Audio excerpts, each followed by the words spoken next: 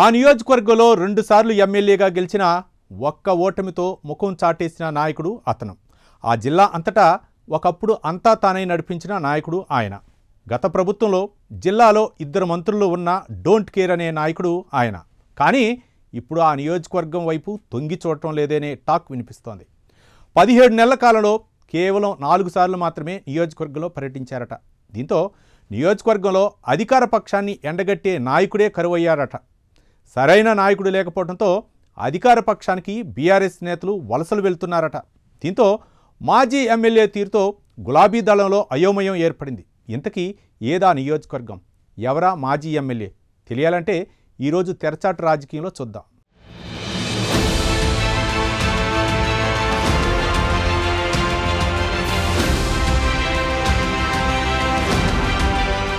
ఉమ్మడి పాలమూరు జిల్లాలోని నారాయణపేట నియోజకవర్గం సంచలన రాజకీయాలకు కేర్ ఆఫ్ అడ్రస్. నారాయణపేట నియోజకవర్గంలో ఏ పార్టీ వారు గెలిస్తే రాష్ట్రంలో వేరే పార్టీ అధికారంలో ఉంటుందన్న నమ్మకం ఇక్కడి రాజకీయ నాయకుల మాట. తెలంగాణ రాష్ట్ర ఏర్పాటు తర్వాత వచ్చిన మొదటి ఎన్నికల్లో ఎస్ రాజేందర్ రెడ్డి నారాయణపేట నుంచి టీడీపీ పార్టీ అభ్యర్థిగా విజయం సాధించి చరిత్ర సృష్టించారు. బీఆర్ఎస్ పార్టీకి చెందిన కంభం శివకుమార్ రెడ్డిపై గెలుపొందారు. టీడీపీ పార్టీ నుంచి గెలిచిన ఆయన కేవలం 6 నెలల్లోనే బీఆర్ఎస్ పార్టీలో చేరిపోయారు. అప్పటి వరకు టీఆర్ఎస్ పార్టీ ఇన్ఛార్జిగా ఉన్న కుంభం శివకుమార్ రెడ్డి ఉన్నప్పటికీ రాజేందర్ రెడ్డిని పార్టీలోకి తీసుకున్నారు. దీంతో ఆ 2 నేతల మధ్య పచ్చగడ్డి వేస్తే భగ్గుమనే స్థాయికి చేరింది. దీంతో శివకుమార్ రెడ్డి టీఆర్ఎస్ పార్టీని వీడి కాంగ్రెస్ పార్టీలో చేరారు. 2019 ఎన్నికల్లో మరోసారి కాంగ్రెస్ పార్టీ నుంచి కుంభం శివకుమార్ రెడ్డిపై రాజేందర్ రెడ్డి టీఆర్ఎస్ పార్టీ నుంచి పోటీ చేసి విజయం సాధించారు.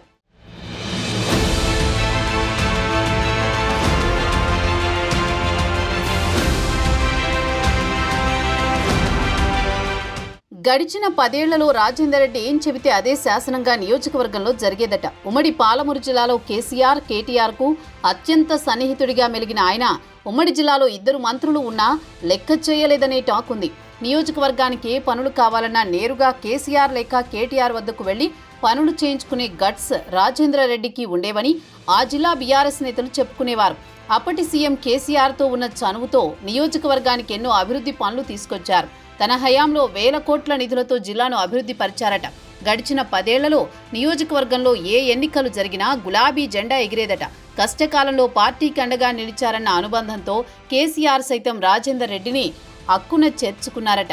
నియోజకవర్గ అభివృద్ధికి ఎన్ని నిధులు కావాలన్నా ప్రభుత్వం ఠక్కున నిధులు విడుదల చేసేది. దీంతో 10 ఏళ్ల పాటు నారాయణపేట జిల్లాలో కాంగ్రెస్ పార్టీ అడ్రస్ లేకుండా చేశారు రాజేందర్ రెడ్డి.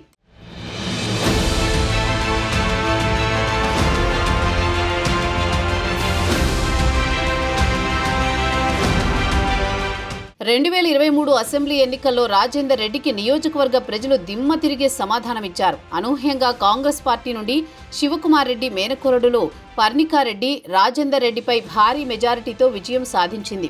10 ఏళ్ల పాటు ఏకఛత్రాధిపత్యంగా ఏలిన ఎమ్మెల్యేకు ఓటమి రుచి చూపించారు నారాయణపేట నియోజకవర్గ ప్రజలు. అసెంబ్లీ ఎన్నికల తర్వాత ఓటమి పాలైన రాజేందర్ రెడ్డి తీవ్ర నిరాశ నిస్పృహలకు గురయ్యారట. ఏ ఎన్నికలు వచ్చినా మరోసారి తన విజయం ఖాయమని అనుకున్న తనకు ఓటమి ఆవేదనకు గురి చేస్తుందని తన వర్గీయులతో వాపోయారట రాజేందర్ రెడ్డి. ఓటమి చవిచూడడంతో ఒకానొక సమయంలో రాజేందర్ రెడ్డి రాజకీయాలకు స్వస్తి పలుకుతారన్న ప్రచారం సైతం జరిగింది. ఒకే ఒక్క ఓటమితో రాజేందర్ రెడ్డి నియోజకవర్గం వైపు తిరిగి చూడడం లేదని ప్రచారం కొనసాగుతోంది. కేవలం పెళ్లిళ్లు, పేరంటాలకు తప్పించి ఆయన ఇప్పటి వరకు నియోజకవర్గ బీఆర్ఎస్ నేతలను కలిసిన దాఖలాలు లేవని ఆ పార్టీ నేతలు ఆవేదన వ్యక్తం చేస్తున్నారు. కాంగ్రెస్ పార్టీ వ్యతిరేక విధానాలను ఎండగట్టే నాయకుడు నారాయణపేటలో లేరని టాక్ వినిపిస్తోంది. దీంతో కాంగ్రెస్ నేతలు కూడా ఆ నియోజకవర్గంలో ఇష్టం వచ్చిన రీతిలో వ్యవహరిస్తున్నారట. గతంలో తమపై కేసులు నమోదు చేసిన వారిపై కక్ష తీర్చుకునేలా కాంగ్రెస్ నాయకులు సైతం అదే బాటలో నడుస్తున్నారన్న ప్రచారం మొదలైందట.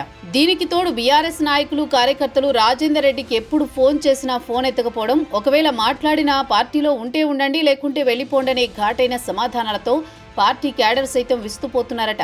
దీంతో గులాబీ క్యాడర్ మెల్లిమెల్లిగా కాంగ్రెస్ పార్టీలోకి క్యూ కడుతున్నారట.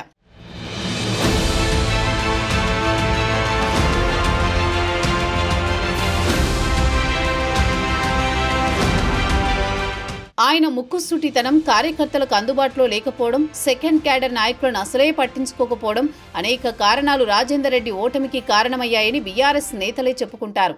తాను జిల్లాలో ఏం చెప్తే అదే సాగాలని పంతం కూడా రాజేందర్ రెడ్డి ఓటమికి కారణమైందని చెబుతున్నారు. కాంగ్రెస్ ప్రభుత్వం ఏర్పడి ఇప్పటికి 17 నెలలు గడిచినా కేవలం రాజేందర్ రెడ్డి 4 సార్లే జిల్లాకు వచ్చారని కార్యకర్తలు ఆవేదన చెందుతున్నారట. రాజేందర్ రెడ్డికి కర్ణాటక రాష్ట్రంలోని రాయచూరులో మెడికల్ కళాశాల, మెడికల్ ఆసుపత్రి, మహబూబ్ నగర్ జిల్లాలో కూడా ఆయనకు ఆసుపత్రి ఉండడం, వాటిపైనే ఎక్కువగా దృష్టి సారించారని, బెంగళూరు, రాయచూరులోనే ఎక్కువగా ఉంటారని ప్రచారం సైతం ఉంది.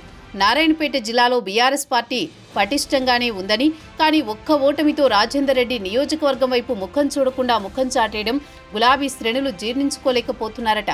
కేవలం కేటీఆర్, హరీష్ రావులు వచ్చినప్పుడే నియోజకవర్గం వైపు చూస్తారన్న టాక్ కూడా వినిపిస్తోంది.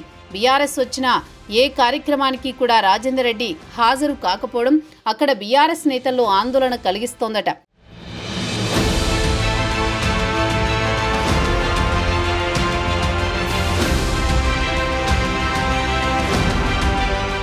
ఏది ఏమైనా బీఆర్ఎస్ పార్టీ పటిష్టంగా ఉన్నా సరైన నాయకుడు లేకపోవడం ఆ పార్టీ నేతలను కలవరపరుస్తోందట. రాష్ట్ర ప్రభుత్వంపై ప్రజల్లో తీవ్ర వ్యతిరేకత వస్తున్నా వాటిని ప్రజల్లోకి తీసుకువెళ్లే నేత లేకపోవడం ఆ ప్రాంత బీఆర్ఎస్ క్యాడర్ ఆందోళన చెందుతోంది. చూడాలి మరి బీఆర్ఎస్ పార్టీ నారాయణపేటపై దృష్టి సారిస్తుందో లేదో.